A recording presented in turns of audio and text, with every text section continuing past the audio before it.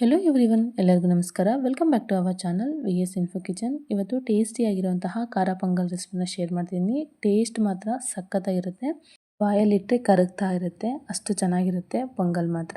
ಬನ್ನಿ ರೆಸಿಪಿನ ಶುರು ಮಾಡೋಣ. ಫಸ್ಟು ಸ್ಟವ್ ಆನ್ ಮಾಡಿಕೊಂಡು ಒಂದು ಬಾಣಲಿ ಇಟ್ಕೊಳ್ಳಿ. ನಾನಿಲ್ಲಿ 1 ಕಪ್ಪಷ್ಟು ಹೆಸರುಬೇಳೆ ತೊಗೊಂಡಿದ್ದೀನಿ. ಇದನ್ನು ಸ್ವಲ್ಪ ಕಲರ್ ಚೇಂಜ್ ಆಗೋವರೆಗೂ ಮೀಡಿಯಮ್ ಫ್ಲೇಮಲ್ಲೇ ಇಟ್ಕೊಂಡು ನಾವು ಇದನ್ನು ಫ್ರೈ ಮಾಡ್ಕೋಬೇಕಾಗುತ್ತೆ. ಕಲರ್ ಚೇಂಜ್ ಆದರೆ ಸಾಕಾಗುತ್ತೆ. ಈಗ ನೋಡಿ ಕಲರ್ ಚೇಂಜ್ ಆಗ್ತಾ ಇದೆ. ಇಷ್ಟ ಆದರೆ ಸಾಕಾಗುತ್ತೆ. ಈಗ ಕಲರ್ ಚೇಂಜ್ ಆಗಿದೆ. ಒಂದು ಬಟ್ಲಲ್ಲಿ ಹಾಕಿ ಇಟ್ಕೊಂಡಿದ್ದೀನಿ. ಈಗ ಅದೇ ಮೆಜರ್ಮೆಂಟ್ ಕಪ್ಪಲ್ಲಿ 1 ಕಪ್ಪಷ್ಟು ಅಕ್ಕಿನ ತೊಗೊಂಡಿದ್ದೀನಿ. ನಿಮಗೆ ಬೇಕು ಅಂದರೆ ರೇಷನ್ ಅಕ್ಕಿನ ಕೂಡ ಬಳಸ್ಬೋದು. ನಾನಿಲ್ಲಿ ನಾರ್ಮಲ್ ಸೋನಾ ಮಸೂರಿ ಅಕ್ಕಿನ ಬಳಸಿದ್ದೀನಿ. ಈಗ ಒಂದು ಸಲ ಚೆನ್ನಾಗಿ ವಾಶ್ ಮಾಡ್ಕೊಂಡ ನಂತರ ಒಂದು ಕುಕ್ಕರ್ ತೊಗೊಂಡು ಅದರಲ್ಲಿ ತೊಳೆದಿರೋಂತಹ ಅಕ್ಕಿ ಮತ್ತು ಬೇಳೆನ ಹಾಕಿ ಇಟ್ಕೊಳ್ಳಿ. ಹಾಕಿದ ನಂತರ ಮೆಜರ್ಮೆಂಟ್ ಕಪ್ ತೊಗೊಂಡಿದ್ದಲ್ಲ, ಆ ಕಪ್ಪಲ್ಲಿ 6 ಕಪ್ಪಷ್ಟು ನೀರನ್ನ ಹಾಕ್ತಾಯಿದ್ದೀನಿ. ನೀರನ್ನ ಸೇರಿಸಿದ ನಂತರ ಇದಕ್ಕೆ ಅರ್ಧ ಸ್ಪೂನಷ್ಟು ತುಪ್ಪ, ಅರ್ಧ ಸ್ಪೂನಷ್ಟು ಅರಿಶಿಣ ಹಾಕಿ ಒಂದು ಸಲ ಚೆನ್ನಾಗಿ ಮಿಕ್ಸ್ ಮಾಡಿಕೊಂಡ ನಂತರ ಮುಚ್ಚಳ ಮುಚ್ಚಿ ಇದನ್ನು ಮೀಡಿಯಮ್ ಫ್ಲೇಮಲ್ಲಿ ಒಂದು 3 ವಿಸಿಲ್ ಕೂಗಿಸ್ಕೋಬೇಕಾಗುತ್ತೆ. 3 ವಿಸಿಲ್ ಆದರೆ ಕರೆಕ್ಟಾಗಿ ಸರೋಗುತ್ತೆ. ವಿಸಿಲ್ ಹೋದ ನಂತರ ತೋರಿಸ್ತಾ ಇದ್ದೀನಿ ನೋಡಿ. ಇದನ್ನು ಒಂದು ಸಲ ಚೌಟ್ ತಗೊಂಡು ಮಿಕ್ಸ್ ಮಾಡ್ಕೊಳ್ಳಿ. ಗಟ್ಟಿಗಾಗಿದೆ, ಅದರಿಂದ 1-2 ಗ್ಲಾಸಷ್ಟು ನೀರನ್ನ ಸೇರಿಸ್ಕೋಬೇಕಾಗುತ್ತೆ. ನೀರನ್ನ ಹಾಕಬೇಕಾದ್ರೆ ಕಾಯಿಸ್ಬಿಟ್ಟು ನೀರನ್ನ ಹಾಕಬೇಕಾಗುತ್ತೆ. ನಾನಿಲ್ಲಿ 1 ಗ್ಲಾಸಷ್ಟು ನೀರನ್ನ ಹಾಕಿದ್ದೀನಿ ಸ್ಟಾರ್ಟಿಂಗು. ಒಂದು ಸಲ ಮಿಕ್ಸ್ ಮಾಡಿದ ನಂತರ ಮತ್ತೆ ಇನ್ನೊಂದು ಗ್ಲಾಸಷ್ಟು ನೀರನ್ನ ಹಾಕಿದ್ದೀನಿ. ಕನ್ಸಿಸ್ಟೆನ್ಸಿ ನೋಡಿ ನಿಮ್ಗೆ ಎಷ್ಟು ಬೇಕೋ ಅಷ್ಟು ನೀರನ್ನ ಸೇರಿಸ್ಕೋಬೇಕಾಗುತ್ತೆ. ನನಗೆ ಈ ಕನ್ಸಿಸ್ಟೆನ್ಸಿ ಕರೆಕ್ಟಾಗಿ ಸರೋಗಿದೆ.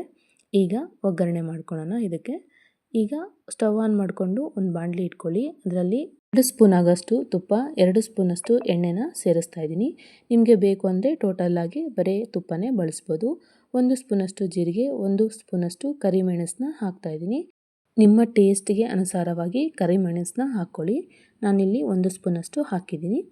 ಈಗ ಕಟ್ ಮಾಡಿ ಇಟ್ಕೊಂಡಿರೋಂತಹ 4 ಹಸಿಮೆಣಸಿನ್ಕಾಯಿನ ಸೇರಿಸ್ತಾ ಇದ್ದೀನಿ. ನಿಮಗೆ ಖಾರ ಎಷ್ಟು ಬೇಕೋ ಅಷ್ಟು ನೋಡಿ ಹಾಕ್ಕೊಳ್ಳಿ. ಇದು ಖಾರ ಇರೋ ಮೆಣಸಿನ್ಕಾಯಿ, ಅದರಿಂದ 4 ಅಷ್ಟೇ ಹಾಕಿದ್ದೀನಿ. ಈಗ ಸ್ವಲ್ಪ ಗೋಡಂಬಿನ ಸೇರಿಸ್ತಾ ಇದ್ದೀನಿ.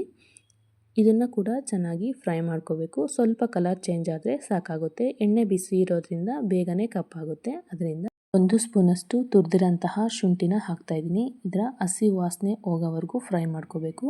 ಒಂದು ಸ್ವಲ್ಪ ಕರಿಬೇವಿನ ಸೊಪ್ಪನ್ನ ಕೂಡ ಸೇರಿಸಿ ಒಂದು ಸಲ ಚೆನ್ನಾಗಿ ಮಿಕ್ಸ್ ಮಾಡಿಕೊಂಡ ನಂತರ ಈಗ ಬೇಯಿಸಿರೋಂತಹ ಅಕ್ಕಿ ಮತ್ತು ಬೇಳೆನ ಕೂಡ ಸೇರಿಸ್ತಾ ಇದ್ದೀನಿ. ಈಗ ಒಂದು ಸಲ ಚೆನ್ನಾಗಿ ಮಿಕ್ಸ್ ಮಾಡ್ಕೋಬೇಕಾಗುತ್ತೆ. ಮಿಕ್ಸ್ ಮಾಡಿದ ನಂತರ ಕುಕ್ಕರ್ ಒಳಗಡೆ ಒಂದು ಅರ್ಧ ಗ್ಲಾಸಷ್ಟು ಬಿಸಿ ನೀರನ್ನ ಸೇರಿಸಿ ಆ ನೀರನ್ನು ಕೂಡ ಪೊಂಗಲ್ ಒಳಗಡೆ ಸೇರಿಸ್ಕೊಳ್ಳಿ. ಈಗ ರುಚಿಗೆ ತಕ್ಕಷ್ಟು ಉಪ್ಪು ಹಾಕಿ ನಾನಿಲ್ಲಿ 1.5 ಸ್ಪೂನಷ್ಟು ಉಪ್ಪನ್ನ ಹಾಕಿದ್ದೀನಿ. ಒಂದು ಅರ್ಧ ಬಟ್ಲಷ್ಟು ಹಸಿ ಕೊಬ್ಬರಿನ ತುರಿದು ಹಾಕ್ತಾಯಿದ್ದೀನಿ. ನಿಮಗೆ ಈ ಥರ ಬೇಡ ಅಂದರೆ ಸ್ಲೈಸ್ ಆಗಿ ಕಟ್ ಮಾಡಿ ಒಗ್ಗರಣೆಗೆ ಹಾಕೋಬೋದು.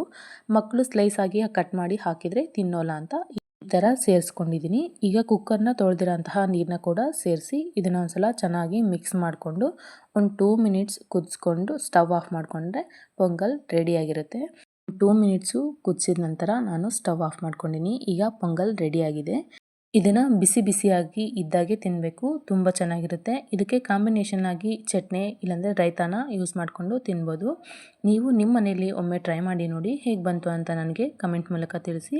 ನನ್ನ ಚಾನಲ್ನ ತಪ್ಪದೇ ಸಬ್ಸ್ಕ್ರೈಬ್ ಮಾಡಿ. ನಾನು ಮಾಡುವಂತಹ ರೆಸಿಪೀಸ್ ನಿಮ್ಗೆ ಇಷ್ಟ ಆಗ್ತಿದ್ರೆ ಪ್ಲೀಸ್ ಒಂದು ಲೈಕ್ ಮಾಡಿ, ಶೇರ್ ಮಾಡಿ, ಕಮೆಂಟ್ ಮಾಡಿ. ತಪ್ಪದೇ ನನ್ನ ಚಾನಲ್ನ ಸಬ್ಸ್ಕ್ರೈಬ್ ಮಾಡ್ಕೊಳ್ಳಿ. Thank you for watching.